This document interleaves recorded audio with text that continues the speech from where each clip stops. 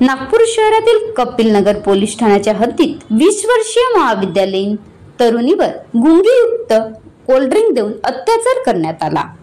शमशाद अली याकूब अली वय 35 वर्ष, राहणार रजा टाउन खसाडा असे आरोपीचे नाव आहे। अगोदर तो महाविद्यालयीन तरुणीचा पाठलाग करत होता। विवाहित असून देखील त्याने तिला प्रेमाच्या जाळ्यात अडकविले।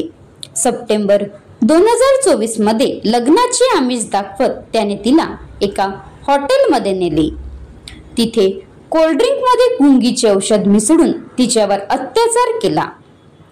त्याने तिचे अश्लील फोटो काढून ते व्हायरल करण्याची धमकी दिली व परत अत्याचार केला। त्याने तिच्याशी लग्न करण्यास देखील नकार दिला। तिच्या तक्रारीवरून पोलिसांनी कपिलनगर पोलीस ठाण्यात गुन्हा दाखल करत आरोपीला अटक केली आहे।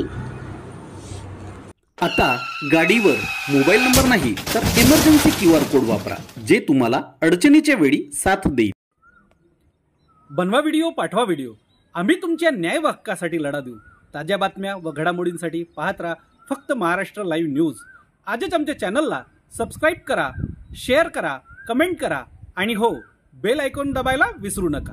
जय महाराष्ट्र।